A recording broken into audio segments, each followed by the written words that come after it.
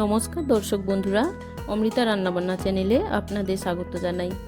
আজকের আমি আপনাদের জন্য নিয়ে এসেছি চিকেন কারি, চিকেন আলু দিয়ে রান্না রেসিপি। চিকেন তো আপনারা সবাই খেয়েছেন, কিন্তু এই আমার মতন পদ্ধতিতে একবার বানিয়ে খান, অবশ্যই আপনাদের ভালো লাগবে। খুব সহজ ও খুব অল্প তেল মশলা দিয়ে এই রেসিপিটা বানিয়েছি। আশা করি আপনাদের সবারই পছন্দ হবে। তো চলে আসি রান্নার পর্বে।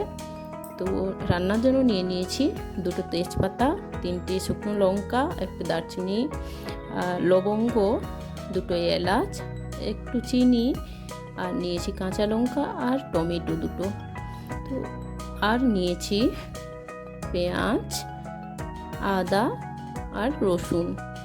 যতটা লাগবে অবশ্যই ততটাই নিয়ে নেব। এখন প্রস্তুত করে রেখেছি, অবশ্যই সঙ্গে থাকুন, সবই জানতে পারবেন। নিয়েছি গুঁড়ো মশলা, হলুদ, লঙ্কা আর লবণ। আর নিয়েছি চিকেন 500 গ্রাম এই রান্নার জন্য। আর নিয়েছি 4টে আলু 2 টুকরো করে কেটে নিয়েছি, আর জলে ভিজিয়ে রেখেছি যাতে করে কালো দাগ না হয়ে যায়। কড়াইটা গরম করতে বসিয়ে দিয়েছিলাম। তো এখন আমার কড়াই গরম হতেই দিয়ে দিয়েছি সরিষার তেল। তার মধ্যে টুকরো করা আলুগুলো দিয়ে এখন দিয়ে দিচ্ছি লবণ আর হলুদ, দিয়ে বেশ ভালোভাবে ভেজে নিচ্ছি। দেখুন আমার আলুগুলো খুব সুন্দরভাবে কালার চলে এসেছে। এইভাবেই আলুগুলো খুব ভাজার দরকার নেই, কালারটা বেশ গোল্ডেন ব্রাউন হলেই তুলে নেবেন। তো এখন চলে আসছি রান্নার মূল পর্বে। ওই একই তেলেই আমি দিয়ে দিচ্ছি তেজপাতা, শুকনো লঙ্কা, দারচিনি আর এলাচের মুখ ফাটিয়ে এলাচগুলো, আর দিয়ে দিচ্ছি লবঙ্গ, আর সঙ্গে একটু দিয়ে দিচ্ছি চিনি, যাতে করে সুন্দর একটা কালার আসে আর তরকারিও মিষ্টি যাতে না হয়। এইবার দিয়ে দিচ্ছি কুচিয়ে রাখা পেঁয়াজটা বেশ ভালোভাবে ভাজা হলেই দিয়ে দিয়েছি গ্রেট করে রাখা রসুনটাও নাড়িয়ে চাড়িয়ে বেশ ভাজা ভাজা হতেই দিয়ে দিলাম গ্রেট করে রাখা আদাটাও সুন্দরভাবে ভেজে নিচ্ছি নেড়ে চেড়ে। তো সুন্দরভাবে নেড়ে চেড়ে নিতে হবে যাতে করে আদা, পেঁয়াজ এবং রসুনের কাঁচা গন্ধ না থাকে। এবার অ্যাড করে দিচ্ছি গুঁড়ো মশলা, হলুদ আর লবণ।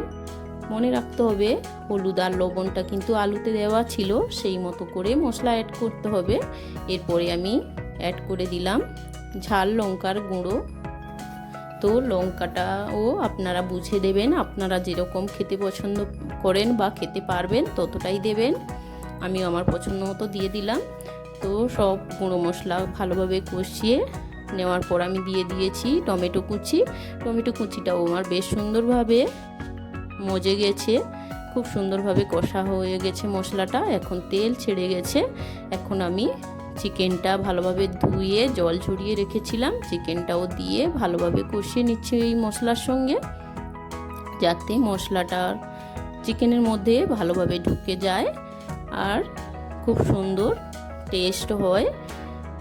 তো সেই জন্যই সুন্দরভাবে নাড়িয়ে নিতে হবে। আর যেহেতু পোলট্রি মাংস, সেই জন্য একটু বেশি কষতে হবে, জল না দিয়ে বেশ কিছুক্ষণ ধরে নাড়াচাড়া করতে হবে। একবার ঢাকিয়ে একবার ঢাকনা খুলে নেড়ে চেড়ে দিতে হবে।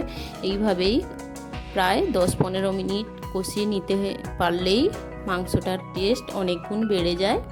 তবে এই সময় জল দেওয়া যাবে না। তো এইভাবেই আমার চিকেনটা খুব সুন্দরভাবে সেদ্ধ হয়ে গেছে, দেখেছেন, কেটে দেখালাম। তো এখন আমি দিয়ে দিলাম আমার ভেজে রাখা আলুটাও কিন্তু খুব সুন্দরভাবে মশলা আর চিকেনের সঙ্গে নেড়ে চেড়ে ভালোভাবে কষিয়ে নিতে হবে।